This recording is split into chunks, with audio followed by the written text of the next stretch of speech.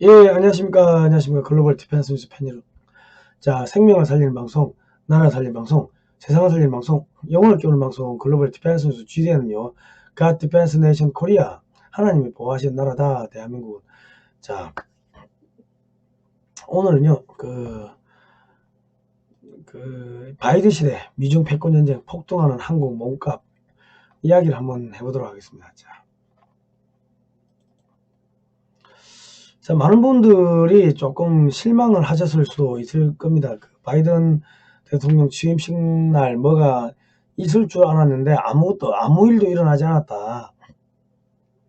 그래서 많은 분들이 뭐 실망하시고 좌절하시고 저한테 전화도 많이 오시고 합니다. 그런데, 이날 행사를 보면은 상당히 뭔가 좀 이상한 게, 이게 기뻐야 되는데 꼭 장례식장처럼 좀 우울했습니다. 분위기가 상당히 우울했다. 그리고 이게 레이디 가가가 와가지고 이 노래를 Oh Say Goodbye 미국 그 국가를 불렀습니다. Oh Say Goodbye 불렀는데, 문제는 레이디 가가가 이게 뭐 사탄 숭배니 뭐니 뭐 이런 이야기가 많이 나온 논란이 있었던 가수인데, 이런 가수를 불러가지고 그런 성스러운 국가를 불렀다는 것도 조금 이해가 안 되고요. 그리고 어, 여기 보시면 뭐 댓글 사용이 중지되었다. 백악관에서 이제 행사를 중계를 했는데,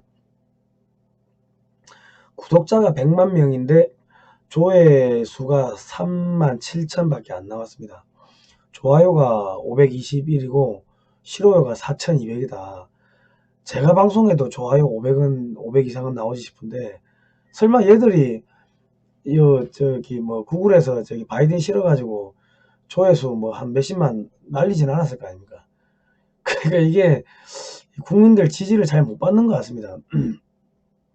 그리고 그 뒤에 나온 뭐 영화 배우들 보니까 아동 관련해 가지고 문제가 있었던, 이거 뭐 이런 이야기만 자꾸 차단을 시키고 하니까, 뭐 그런데 그런 사람들도 초청을 하고 뭐 그랬습니다. 그러니까 이게 상당히 영적으로 정말 혼탁스럽다. 근데 이제 앞으로 어떻게 되지 싶냐. 미 하원, 이게 1월 15일자 기사입니다. 미 하원 그린 의원이 초선인데요. 바이든 취임식 다음 날 바로 탄핵 소추안 내겠다. 뭐 이런 이야기를 했습니다. 뭐 지금 냈는지 안 냈는지는 뭐 모르겠는데, 부통령 재임 당시 공권력을 남용했다.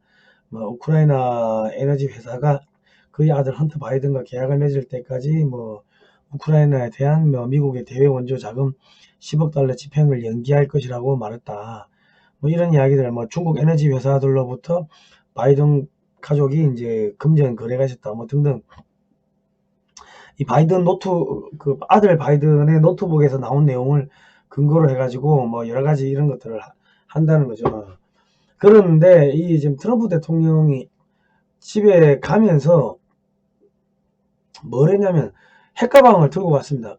핵가방. 그리고 둠스데이라는 핵 전쟁 지휘하는 항공기 쪽 그거를 타고 갔어요. 어. 그러니까 아니 뭐 그냥 물러갈 사람이 그런 걸 타고 갔다는 게 뭐 조금 납득이 안 되는 부분도 없잖아 있습니다. 없잖아 있고,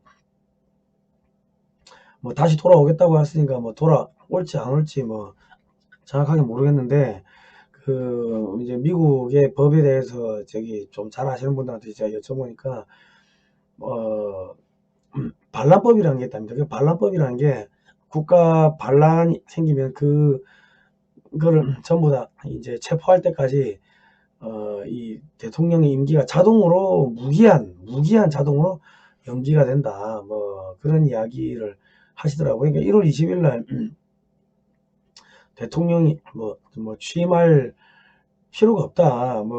왜냐면 바이든이 지금 피의자니까 뭐 그런 이야기를 하시는 분도 계신데, 제가 법을 전공하는 사람이 아니다 보니까 어떤 게 정확한지는 모르겠어요. 근데 뭔가 이게 쉽게 끝난 것 같지는 않다. 왜냐하면 지금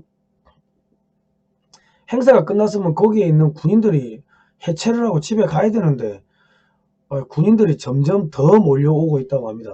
더, 그 워싱턴 DC로 더 들어온다는 거죠.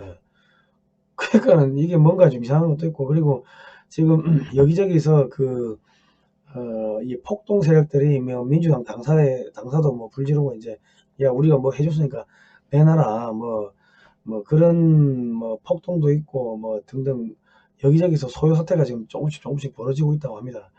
그러니까 이게 뭐 앞으로 어떻게 갈지는 모르겠지만은, 이게 상당히 쉽게 끝날 것 같지는 않다. 그리고 이제, 지금 또 나오는 이야기들이 뭐 군권을 바이든한테 넘긴 것 같지가 않다. 뭐 이런 이야기들이 나오고 있습니다.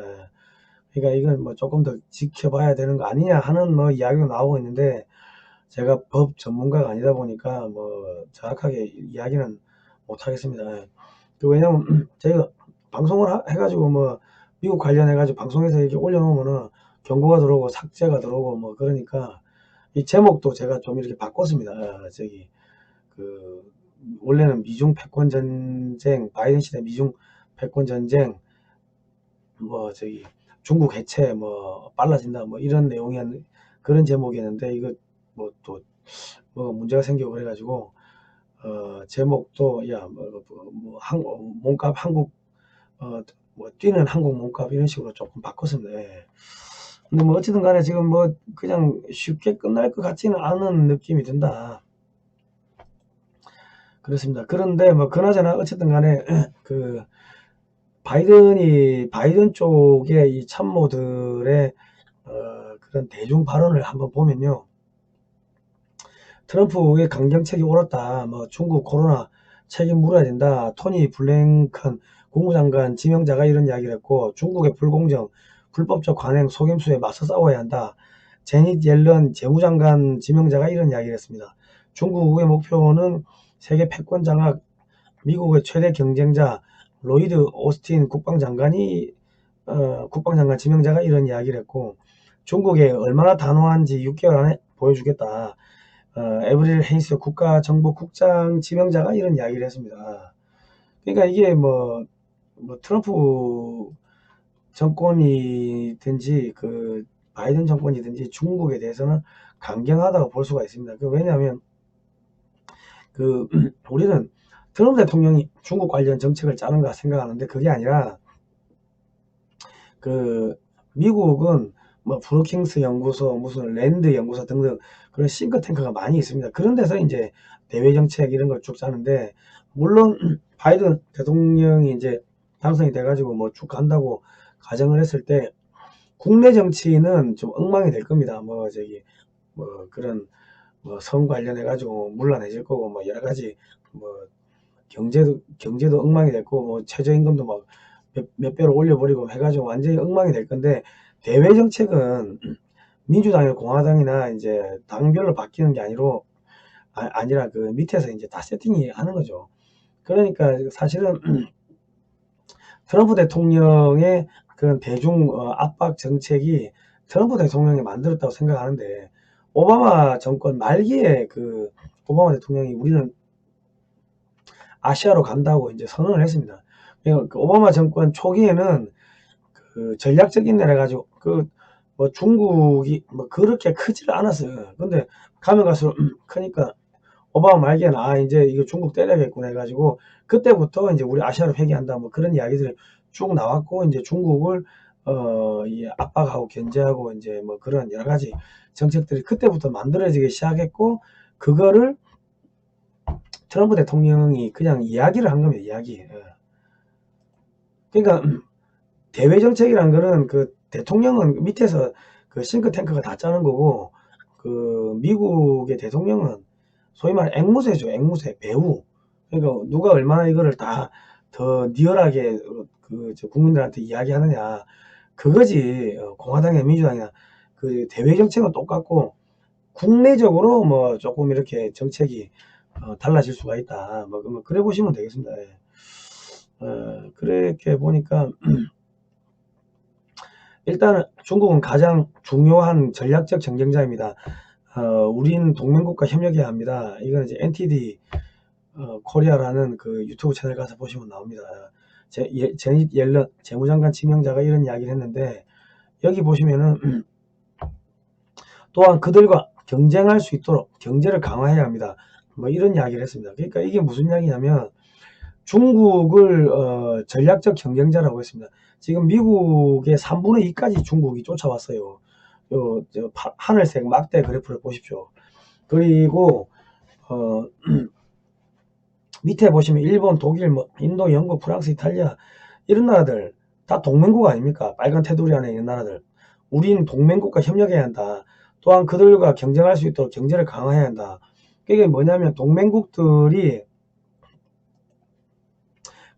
트럼프 대통령은 아메리칸 퍼스트를 해가지고 동맹국한테도 무역 장벽을 쳐버리고 관세도 막 받고 막 그랬는데, 그게 아니라 동맹국들한테는 관세 장벽을 낮추겠다. 그 대신에 중국을 때리는데 같이 가겠다. 뭐 이제 이런 이야기를 저기 했습니다. 자, 그리고 조지 소로스가 2019년도 1월 달에 한 기사인데요. 미국과 중국은 냉전 중이다. 확전 가능성을 경고했습니다. 그러니까 이게 여기 보시면은 다보스 세계 경제 포럼 비공개 만찬에서 트럼프 행정부가 중국을 전략적 경쟁국으로 규정한 건 과도한 단순화라며 미중 냉전의 확전 가능성을 우려했다. 그리고 이제 화포를 동원하지는 않았지만 한쪽이 파국을 맞아야 끝나는 장기전이다. 그러니까 이 트럼프 행정부가 중국에 대해서 너무 좀 쉽게 생각하는 거 아니냐. 더 세게 해야 되는데 너무 너무 간단하게 생각하는 것 같아. 이거 둘 중에 하나가 죽어야 되는 문제인데 너무 쉽게 생각한다. 뭐 이렇게 지적을 했더라고요. 그렇습니다. 그리고 이제 여기 보시면 조지 소로스가 중국 시진핑이가 우리 민주주의 개방 사회를 보호하는 동시에 기후변화, 코로나19 등을 이겨내기 위한 공조의 방법도 찾아야 한다 하면서 시진핑이가 열린 사회의 가장 큰 적이다. 뭐 이런 식으로 이야기를 했습니다. 조지 소로스가. 우리는 조지 소로스가 딥스테이트가 중국에 뭐 자금 돼가지고 코로나 뭐 자금 중국에 뭐 돈을 많이 대고 뭐 그런 걸로 알고 있는데, 실제로는 중국을 적이라고 이야기한 거예요. 그러니까 중국을 적이라고 이야기한 거죠. 그러니까 이게 지금 딥스테이트라고 하는 개념이 우리가 지금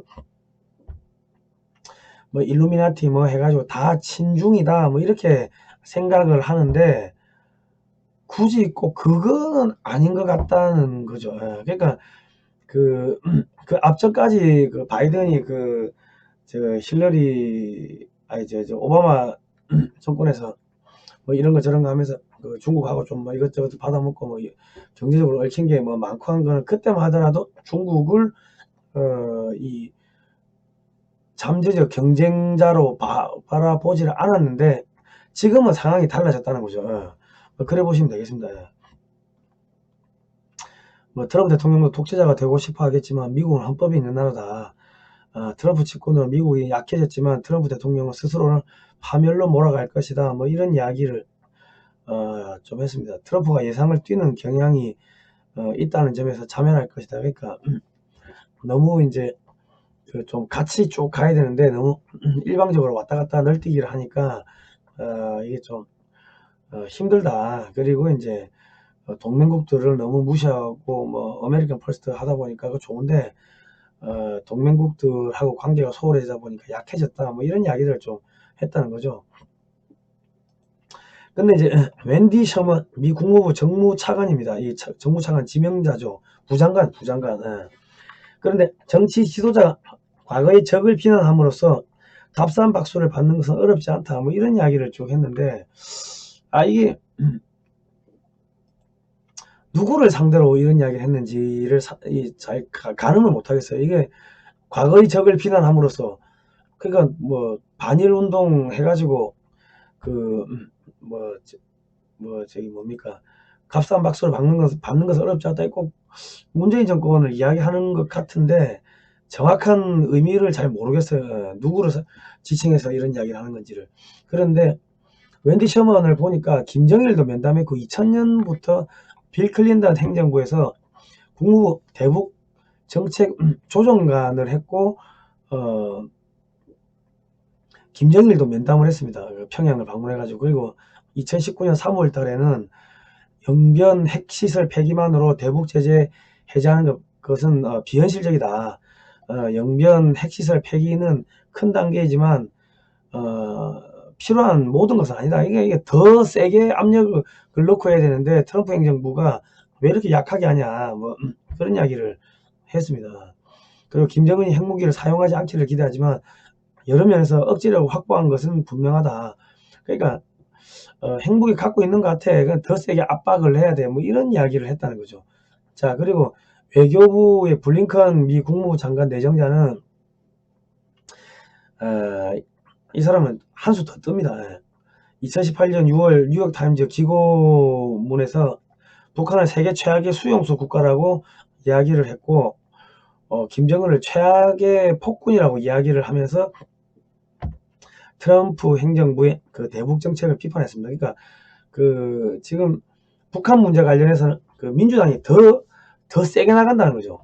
더 세게 나가는 것도 있고, 지금 미의회 대북전단 금지법 청문회가 회기가 시작되면은 이제 일정을 잡겠다고 하는데, 아마도 여기서 아마 문재인 정권이 상당히 곤혹스러운 사태를 맞이할 걸로 보입니다. 인권 문제는 민주당이 역대적으로 보더라도 인권 문제는 더 강경했습니다. 과거에도 박정희 정권에서 김대중 대통령을 좀 어떻게 하려고 하니까 뭐 그때도 그렇고 뭐 전두환 정권 때도 김대중 그때는 야당 총재죠. 좀 어떻게 해코지를 하려고 하니까 미국에서 압력을 넣어가지고 손대지 마라. 뭐 그렇게 압력도 넣고 뭐 그런 바가 있었다. 그러니까 지금 미국에서도 박근혜 대통령 탄핵 구속시킨 거를 빨리 풀어라. 그런 압력이 지금 계속 들어오고 있는 걸로 알고 있습니다. 그리고 미국의 언론들, 지금 우리 누구야, 강경화 장관이 잘렸어요. 김여정이 한마디 하고 나니까 한 달 만에 잘렸는데, 거기다가 정의용 국가안보실장을 갖다가 투입을 하니까 미국 언론에서 조롱 섞인 그런 이야기들이 많이 나옵니다. 미국의 언론이라는 게 사실은 딥스테이트, 일루미나티, 국제 금융 세력의 입역할을 해주는 친구들인데, 거기서 문재인 정권을 지금 조롱을 하고 대북 제재 관련해 가지고 전체적으로 다시 한번 따져보겠다, 뭐 이런 이야기들을 뭐 쏟아내고 있으니까 아마도 문재인 정권이 이제 쉽지가 않을 거고, 박근혜 대통령에 대한 인권 유린 뭐 이런 부분도 지금 해외에서는 계속 지금 기사가 나오고 있는데, 아마도 이번에 그런 문제까지 같이 이렇게 공론화가 되지 않겠나, 뭐 그런 생각이 듭니다. 그리고 지금 홍콩 반환 협정이 사실상 50년 동안 유지가 돼야 되는데, 지금 뭐 몇 년 안 돼가지고 뭐 그냥 중국이 홍콩을 집어삼켰습니다. 그러다 보니까 영국이 화가 많이 났습니다. 그래서 한국, 인도, 호주를 G7에 집어넣어가지고 민주주의 국가와 협력, 그냥 데모크라시 10을 만들겠다. 중국에 대항하는 이런 연합을 만들겠다고 이제 한국도 이제 초청을 했습니다. 초청을 했는데, 이게 영국이 나서면요, 이게 무서운 게 영연방 국가들이 50개 국가입니다. 영국이 아직까지 해가 지지 않았습니다. 뭐 여기 색깔 칠해진 국가들이 다 지금 영국 영연방 국가들인데, 이 영국이 지금 한국을 앞세워 가지고 영국판 EU를 만드는 게 아닌가, 그런 생각이 드는 거예요. 이거 영연방 국가들한테 이제 한국의 새마을 운동을 보급해 가지고 얘들이 잘 먹고 잘 살게 만들고 시스템도 좀 선진화시키고 뭐 이런 거를 하려고 하는 게 아닌가. 한국은 지금 홍익 인간을 널리 이롭게 하다, 그거니까 우리의 국시가 그거니까, 사실은 영국이 한국하고 손잡고서 영연방 국가들, 아프리카 국가들, 못 사는 나라들, 얘들 자원은 많잖아요. 이런데 뭐 개발하면 되지. 인도도 그렇고 호주도 그렇고 뭐 그러려고 하는 게 아닌가 싶어 뭐 생각이 드는데, 이게 이제 영국하고 이렇게 우리가 이렇게 손을 잡아버리면은 영연방 국가들 50개국이나 되는 저 국가들에게 우리의 여러 가지 그 문화나 시스템 뭐 상품들이 나갈 수가 있겠죠. 뭐 무기체계도 마찬가지고. 그러면은 뭡니까 새마을 운동이 나가면요 경제 표준이 메이드 인 코리아가 돼버립니다. 한국식으로 가버린다고. 그러니까 이게 우리 예언 중에 보면 여러 가지 예언이 있는데 뭐 세기 말에 가면 한국이 뭐 선생 국가가 될 거다 뭐 그런 예언이 있는데 아니 뭐 저 나라들 가가지고 뭐 다 이걸 뭐 가르쳐 주기 시작하면은 그럼 뭐 선생 국가 되는 거죠. 지금 그렇게 뭐 우리가 의도하지 않았지만은 뭐 그렇게 흘러가고 있어요 지금. 그리고 지금 그 영국 국방장관이 한국 국방장관한테 전화가 와가지고 야 우리 그 국방협력 지속합시다. 우리 상반기 안에 한번 우리 저 군인들 실무단 데리고 한번 가겠다. 뭐 그렇게 연락을 했답니다. 지금 한국의 핵무장 및 그 한국 핵잠수함 보유 가능성이 슬슬슬슬 지금 언급이 되고 물밑에서 조금씩 흘러나오고 있습니다. 근데 이거 우리가 그 3,000톤급 잠수함 도산 안창호함을 우리 순수 독자 기술로 만들었다고 우리는 그래 알고 있는데 이게 그 디젤 잠수함에 배터리로 가는 디젤 잠수함에 저렇게 그 잠수함 발사 탄도미사일 SLBM을 탑재하는 사례가 없었다고 합니다. 그러니까 저 잠수함 자체가 원래는 핵잠수함 그 설계였다는 거죠.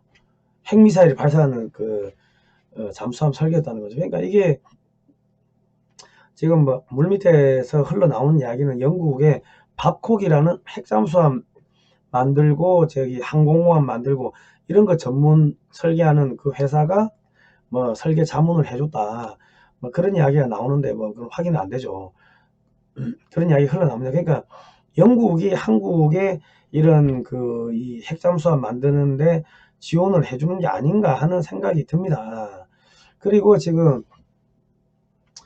또 미국하고 그 한미 그 원자력 협정을 맺었는데 여기서는 이제 한국의 핵무기 개발 그러니까 그 원자력을 그 군사력으로 쓰는 거는 금지가 돼 있다고 이제 하는데 또 하나의 해석이 나오는 거는 미국에서 갖고 온 기술이 아니라 한국이 독자적으로 개발했거나 아니면 다른 나라에서 가지고 오는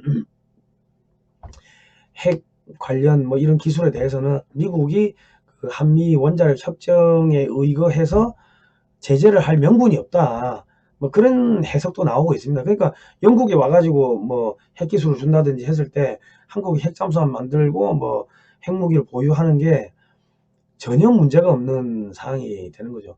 그러니까 지금 그 영국 같은 경우 화가 많이 난 게 국제 금융 세력 혹은 뭐 딥스테이트 일루미나티 세력이라고 하는 세력이 크게 두 개의 축이 있습니다. 하나는 로마 바티칸 예수회가 축이 돼가지고 로마 교황이 전 세계를 지배해야 된다 하는 뭐 그러한 세력이 하나가 있고 하나는 옛날에 영국의 동인도 회사가 이제 전 세계로 퍼지면서 이제 전 세계에 다 뿌리를 내린 거죠. 그러면서 걔들이 국제금융 뭐 딥스테이트 뭐 일루미나티 뭐 이렇게 돼가지고 영국 여왕을 축으로 하는 하나의 그런 이 거대한 세력이 있는데 영국 여왕을 축으로 하는 거대한 세력이 중국이 홍콩을 집어먹고 약속을 깨버리면서 화가 나가지고 한국을 키워가지고 그 중국을 치는데 최선봉에 세우겠다.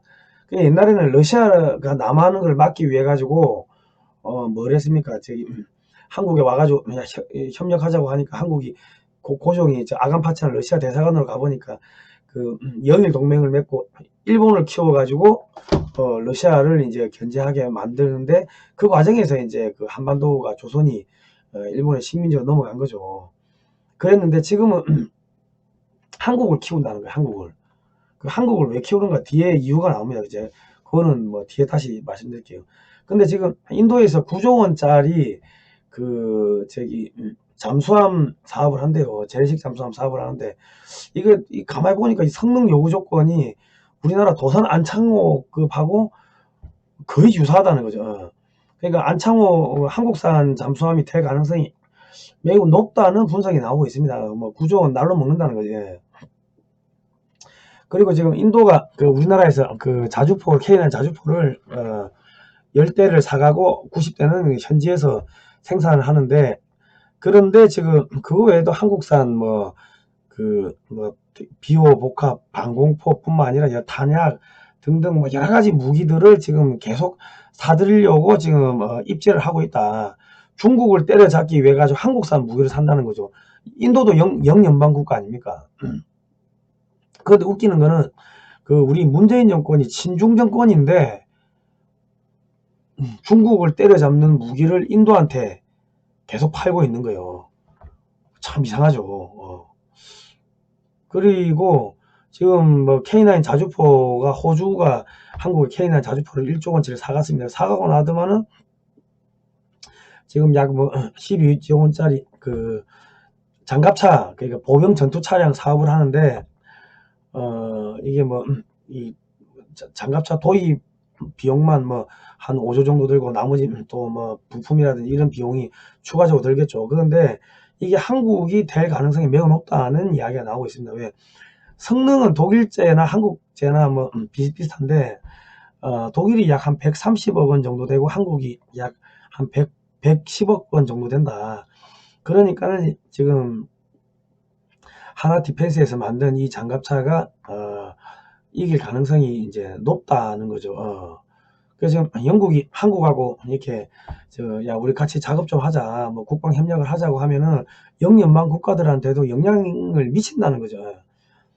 한국이 그리고 이제 한국이 너무 성능이 떨어지면 안 되겠지만 성능이 뭐 독일차와 똑같으니까 가격도 저렴하고. 근데 이제 여기 호주에서 이 장갑차가 선정이 되면은 미국의 보병 전투 차량 교체 사업이 한 50조 가까이 되는데 여기에 선정될 가능성이 높다고 전문가들이 분석을 하고 있습니다.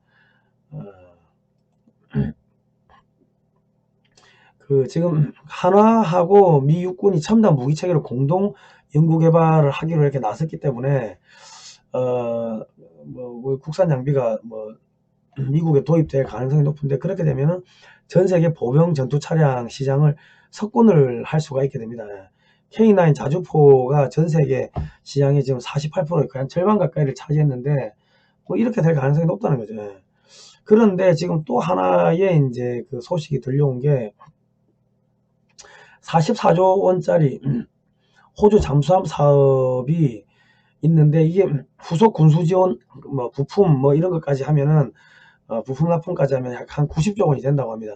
그런데 이게 지금 호주 노조가 뜬금없이, 원래는 프랑스가 다 먹기로 했는데 게임 이야기 다 끝났는데 호주의 노조가 갑자기 야 현지 생산하라고 요구하면서 이게 지금 무산이 됐다고 합니다.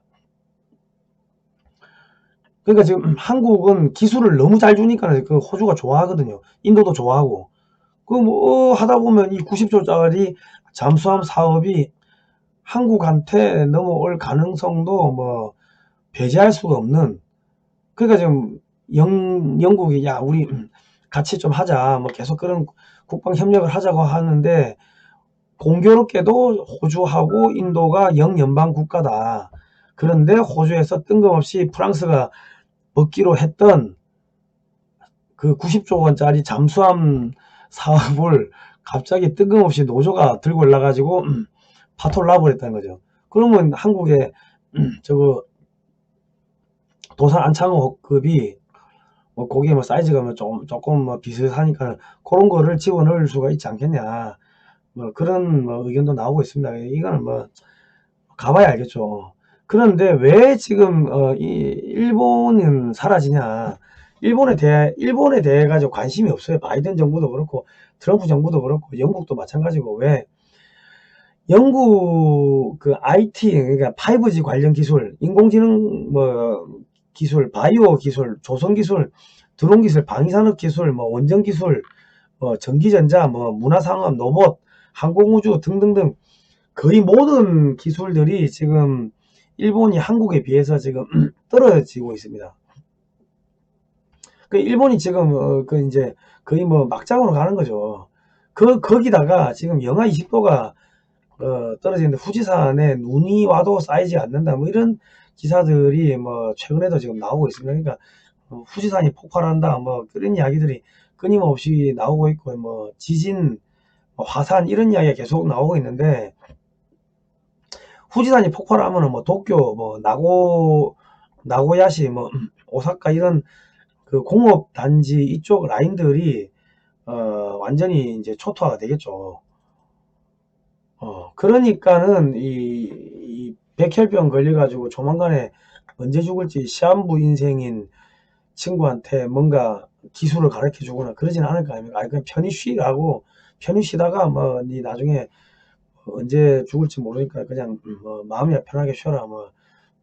그래, 좋은 덕담이 나고 좋은 거나 먹이고 있는데, 지금 일본이 딱 그 짝입니다. 그냥 영국도 그렇고, 바이든 행정부도 그렇고, 지금 일본에 대해 가지고 뭐, 기대를 한다, 이런 이야기가 별로 없어요. 저 트럼프도 뭐, 아베 막 압력 넣어가지고 F-35 무기나 왕창 팔았지. 뭐 일본에 돼가지고 뭐 이렇게 좀 그래요. 그러니까 일본이 좀 불쌍합니다. 예, 좀 안타깝습니다. 어차피 그대로 올라가면 다 한반도에서 넘어가는 우리 형제 민족들인데 조금 그렇습니다. 예. 그러니까 지금 많은 분들이 바이든이 되면은 야 저기 뭐 친중 하는 거 아니냐, 친북한 하는 거 아니냐 하는데 미국의 미국의 그 전문가들이 하는 이야기가 정책을 이길 수 있는 대통령은 아무도 없다. 뭐 그런 이야기를 합니다. 그러니까 오바마 정권 말기부터 반중, 중국 해체 이런 거를 계획을 짰고 그거를 읽은 게 그대로 앵무새처럼 배우처럼 연기하고 읽은 게 트럼프고 그 뒤에 바이든도 똑같이 읽는다는 거죠.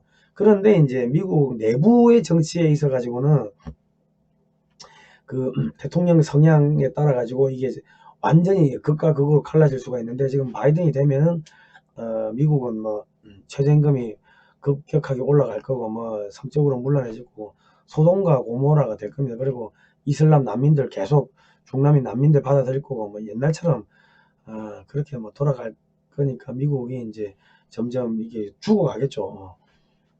근데 뭐 대외 정책은 뭐 변함없이 간다. 그래 보시면 되겠습니다. 뭐 트럼프 대통령이 돌아올지 안 돌아올지 뭐 어떻게 될지는 제가 뭐 장담을 못 하겠습니다. 근데 뭐 군부가 아직까지 바이든 쪽이 아닌 것 같아요. 왜냐하면 바이든의 그 행사 바이든 차량이 지나가는데 그 군인들이 차를 타고 경례하고 이래야 되는데 그게 아니고 뒤로 돌아서 있거나 뭐 땅을 보고 있거나 침을 뱉거나 뭐 그런 이상한 행동들을 뭐 한 것들을 보면은 이게 좀 뭔가가 이상하다, 정상적이진 않다 하는데 지금 현재까지 현상으로 봤을 때는 뭐 바이든이 대통령이 당선되고 뭐 쭉 가는 걸로 그래 보입니다. 그 다음에 어떤 일들이 벌어질지는 정확하게 모르겠습니다. 뭐 이대로 바이든이 계속 당선이 돼서 갈지 아니면 뭐 트럼프가 뭐 또 무슨 뭐 다른 뭐 꿍꿍이가 있어가지고 뭐 다른 일들이 벌어질지는 뭐 최소 뭐 한 10일 정도 지켜보면은 뭐 뭔가 나오지 않겠나 싶은 생각이 듭니다. 저희도 미국의 헌법이라든지 미국의 뭐 반란법이라든지 이런 거를 언제 받겠습니까? 그러니까 난감하죠. 난감합니다. 근데 뭐 반란법에 따르면은 뭐 임기가 계속된다고 하고 뭐 그러니까 어찌 될지 잘 모르겠습니다. 예. 그런데 이상하게 바이든 쪽에서 당선이 되고 했는데 그렇게 기뻐하지를 않고 취임식장이 완전히 장례식장 같았다. 분위기가 뭐 하여튼 썰렁하고 뭐 좋아요도 없고 뭐 그랬다는 겁니다. 하여튼 뭐가 좀 이상합니다. 저대로 가면은 근데 이게 이제 한 가지 확실한 거는 그 트럼프가 다시 뭐 복귀를 하든 바이든이 쭉 가든 간에 미국의 외교 안보 미국이란 나라가 이제는 국제적으로 신뢰, 덕망 이런 거를 뭐 다 잃어버린 거죠. 뭐 자유민주주의, 뭐 선거제도가 어쩌고 뭐 인권이 어쩌고 이런 이야기를 못 한다. 미국 엘리트가 이렇게 부패했는지 뭐 성적으로 문란했는지 뭐 참 이렇게 뭐 차마 입에 썩을 만큼 이거는 좌우의 문제가 아니고 여당 야당의 문제가 아니라 이렇게 전체적으로 이렇게 부패했는지 미국의 언론이 저렇게 썩었는지를 이제 만천하에 다 드러나 버린 거죠. 뭐 일루미나티, 뭐 국제 금융 세력 이런 것들이 어떻게 미국에서 공작을 했는지가 다 드러나 버리니까 미국이 다시 회복해가지고 옛날에 그런 강성한 뭐 그런 모습을 찾기는 어렵지 않겠는가. 누가 미국의 말을 듣겠습니까?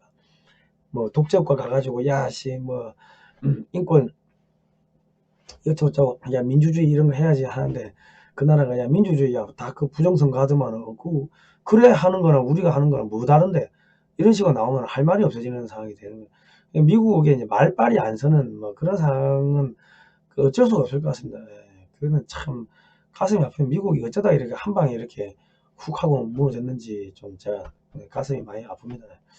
자, 오늘은 여기까지 하도록 하겠습니다. 예, 다음 시간에 뵙도록 하겠습니다. 고생하셨습니다. 근데 뭐 트럼프 대통령이 돌아온다 안 돌아온다 제가 모르겠습니다.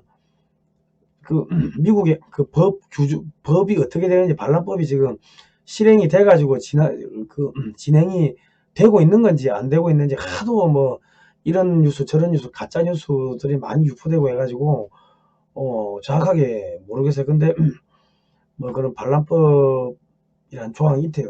내가 변호사한테 물어보니까 뭐 그렇습니다. 자, 일단은 다음 시간에 또 뵙도록 하겠습니다. 어쨌든 간에 바이든이 되든 트럼프가 되든 중국 때리는 거는 뭐 그거는 똑같은데 거기에서 핵심은 한국이다. 그렇게 생각하시면 되겠습니다. 다음 시간에 뵙도록 하겠습니다. 고생하셨습니다.